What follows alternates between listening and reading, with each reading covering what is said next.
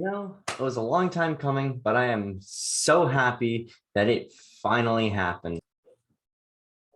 We finally have a top pair defenseman to go with Max. Oh, dumbass, I'm talking about how no, you dumbass, I'm talking about how it took us until 10 o'clock the next day to freaking record this episode.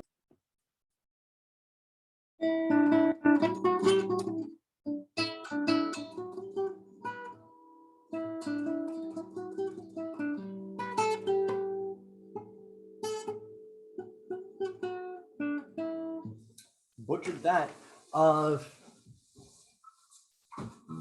Bruins win 3-2 against the Tampa Bay Lightning, and that brings the Bruins up to third place in the division.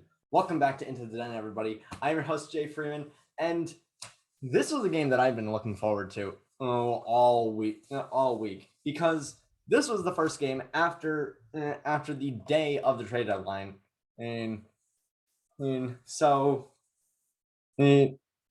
not the day of the trade deadline, the day after the trade deadline. So, trade deadline happened on Monday. Bruins traded Bruins traded what is it? Bruins traded a haul for Hampus Lindholm, re-signed Jake DeBrusk, and also decided to trade Zach Senyshyn to Ottawa to get a bunch of to get Zach Senyshyn and a fifth to get I think Josh Brown on and a conditional seventh that turns into a sixth if Senyshyn plays more than 5 games. And considering Ottawa's and considering how much shit Ottawa's in terms of production, they might need it. They might need him. But in terms of but I've been looking forward to this game all week. It was confirmed early the day of the game. It was confirmed earlier in the day that Mike Riley was going to be the healthy scratch for Hampus Lindholm to be in the game, and a lot of people were confused by this. Why are you scratching Riley when you can scratch Forbort? And honestly, I agree. Forbort's an okay defenseman, but Mike Riley does pretty much everything that Forbort does better. And he's just, but Hampus Lindholm, I agree, should deserve to play today. Deserve to play last night. And to his credit, he played pretty damn well. I'm still of the opinion that most of the goals that the Bruins let in are less the fault of Swayman and Ullmark and more the fault of the defense, and at times just having complete lapses. And oh boy, we'll get into one of them. But the Bruins just get Lindholm, his puck handling this game was pretty good. But you know what? Let's go into the game. First period, not much happened. It was more so just like it was clear that both teams were kind of just warming back up, trying to get stuff going, trying to see how like the new players will mesh with their old ones, and especially with Brandon Hagel and Nick Paul on Tampa, as well as Hampus Lindholm on the Bruins. And second period, though, we get something freaking stupid. I mean, let's also start off the fact with the Bruins power play has been the Bruins power play might honestly be one of the biggest red flags I've seen in this team. This the two red flags that the Bruins used to communicate in semaphore to the rest of the league to say these are our weaknesses. I don't know how to communicate in semaphore, but the two big red flags the Bruins used to communicate to the league their weaknesses are power play production and the concept of neutral zone possession. And oh boy, we get both of those for the first. We get both of those in the first for the first goal of the game. Pastrnak just Pasta just completely.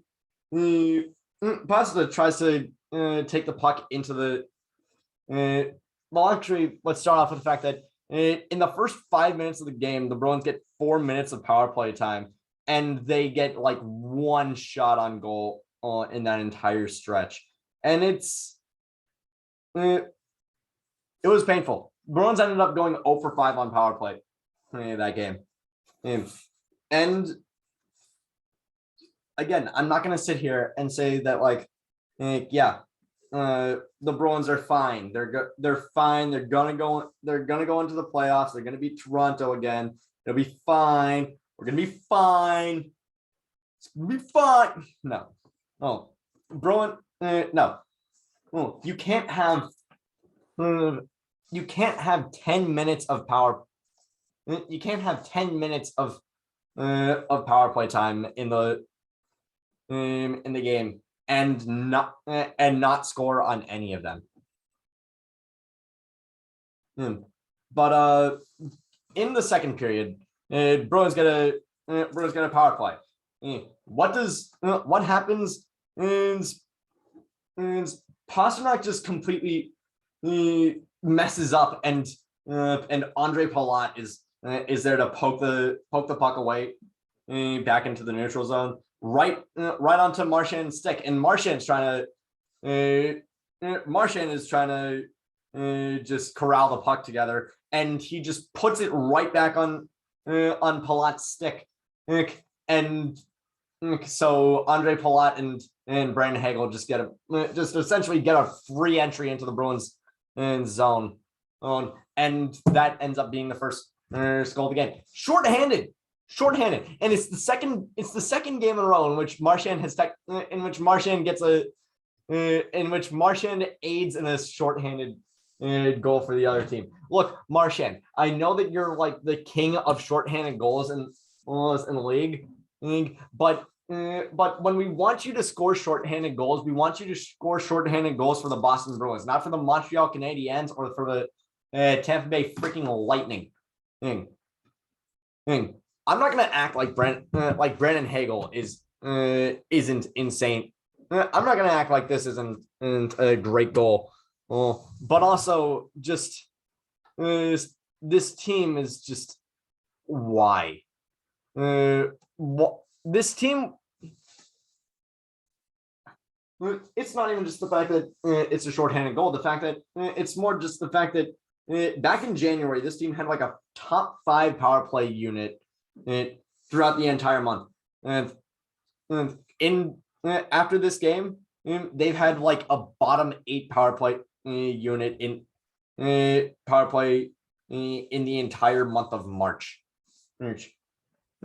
You can't have that happen with a month away from the playoffs. You can't. It's just it doesn't scream playoff ready. And we've been trying to figure out, are the Bruins playoff ready? And they are. I personally think that they are. I think that they're playoff ready. It's just that there might be a few kinks to work out. Now for but the Bruins end up clapping back pretty handily, and it starts with Hampus Lindholm making his name known around here. Right off the bat, the dude somehow manages to keep the puck with like Lightning players around him. And could you not rev your freaking car in the in the parking lot? It's 10:30 and I'm trying to make a video. Go fuck yourself. Anyway, anyway, Hampus Lindholm manages to keep the puck through a bunch of through like 2 or 3 different Lightning players trying to take it from him, and he clears it up to Eric Howla, who then forechecks it. Yes, forechecks it. We're now a forechecking team now. We're a forechecking team now, and I love it. He forechecks it up to David Pastrnak, who's right up top who's right at the top of the neutral zone, to take it, and just completely burns past Andrei Vasilevsky. It's always fun when you get one against the best goalies, against one of the best goalies in the league. But Pasta had a freaking hat trick in this game. He scored all 3 goals for the Bruins. But honestly, I don't even know if he was the biggest star for the Bruins this game. The third line has been working their asses off. And sure, it might be hard for them to finish at some point. But Charlie Coyle, oh my God. Charlie Coyle, Trent Frederick, and Craig Smith, their puck possession and their puck possession and their just ability to generate momentum is insane. But deep into the second period, the shots are like 27-9 for the Bruins, and the game is tied 1-1. And I'm just like, come on, what? I know that quantity doesn't necessarily translate into quality, but also just like, we have 27 shots against you. Well, most teams are. We have 27 shots against you. With time to spare in the second. Most teams usually. There are a lot of teams that are lucky to get to 27 on it. In all 60 minutes. We did it in like 35, and yet we only have 1 goal scored against you. But the Bruins, it's, I mean, Swayman also made, like I said, freaking Andrei Vasilevsky is one of the best goalies in the entire league, and he's going up against Swayman. And honestly, I don't want to say they're evenly matched, but it's hard for me to not see Swayman as being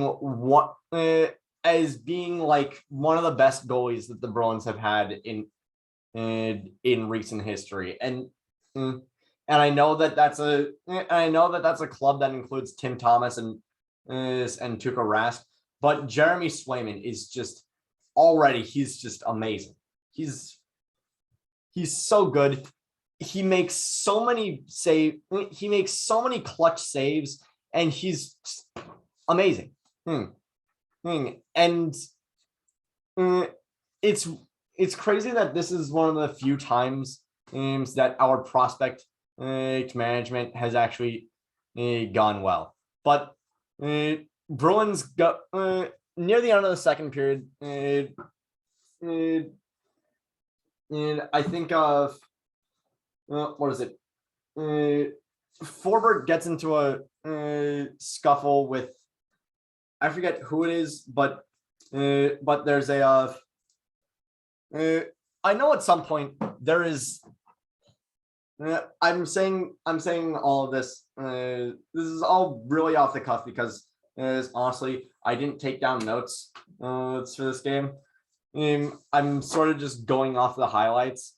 But also I do know that there was at one point Nikita Kucherov is just dangling his legs over over the bench, and if I'm not mistaken, they don't call too many men on the ice. What the hell? The dude is literally just the dude is just he's just he. I swear to God, Nikita Kucherov is one of the dirtiest players in the entire league, but nobody mentions it because he's always injured. People like to. I've seen people talk about him and call him Dusharov, which honestly, good nickname, but also just people like, oh, he's a Hart winner. Oh, he's an Art Ross winner. He's so good. Dude is injured so often, and when he's not injured, he's just playing like an ass. The only thing that makes it, and nobody freaking calls him out on it. Maybe it's just that people love to throw around Marchand's name as if it's freaking Baltimore or something like that. Like, oh, he's such an asshole. He's one of the dirtiest players in the entire hockey league, in the entire NHL. Well, what about Kucherov? Dude boarded. I think the dude boarded Forbert later in this game, but he's just nobody's ire is on Nikita Kucherov, and it just reeks of double standard. But Tampa ends up taking the lead pretty early in the second, and when pretty much the entire defense for the Bruins breaks down, but also Steven Stamkos gets a kind of lucky bounce, like Victor Hedman's trying to push the puck in, and like everybody around, and like everybody's on the net front, and somebody's I think Coyle is trying to get the puck out, and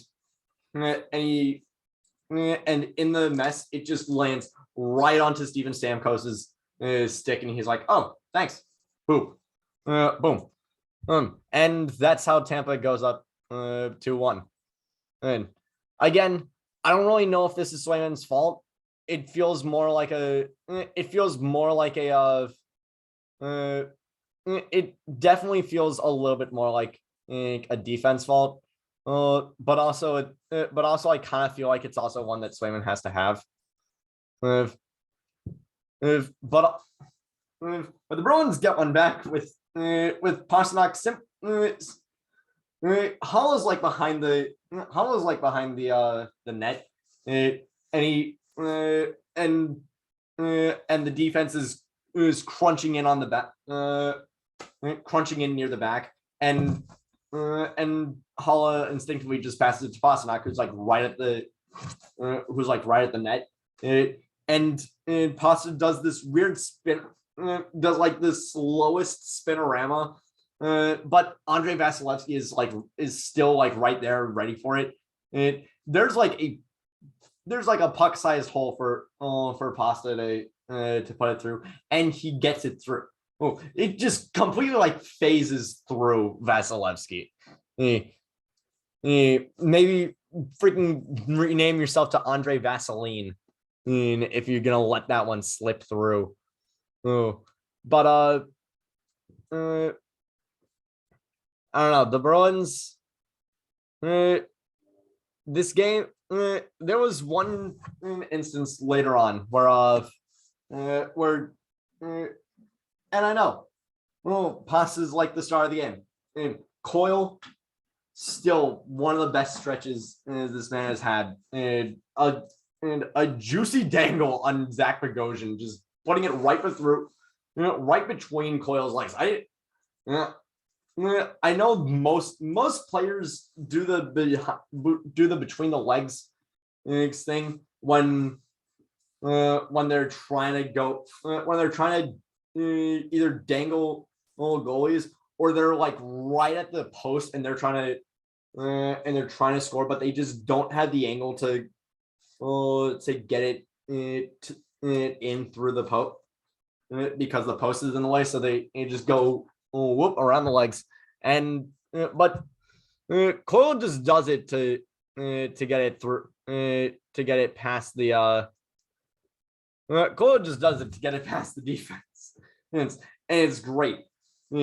But anyway, like right after the final 5 minutes, it's I'm sorry that I'm pausing so much. I'm honestly just watching the highlights right now. As I'm recording this, the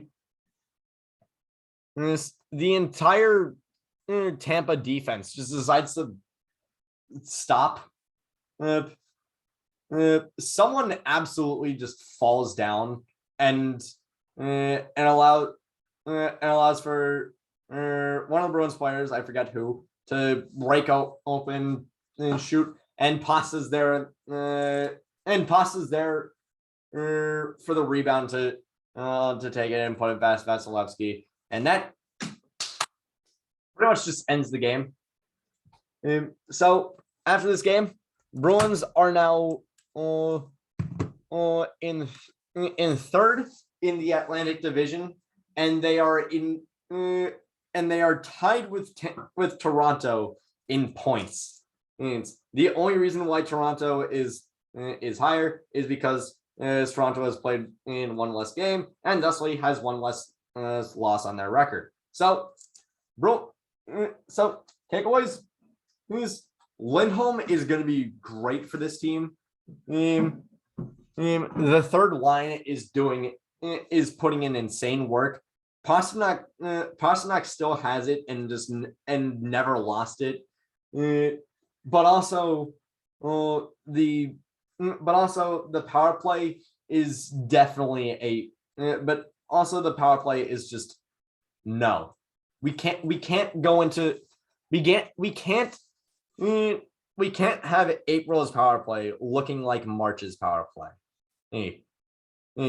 And if we go into the playoffs with our power play looking this flat, then it's going to be bad. But that is it for today's episode of Into the Den. Thank you all so much for watching. Click like if you like, click subscribe if you really like. Down below is still my TikTok, as well as the GoFundMe for Jake Tebow's recovery to help out a kid who was severely injured in a hockey accident. And tell your friends to not just don't like put your legs over the boards. It's just kind of a dick move.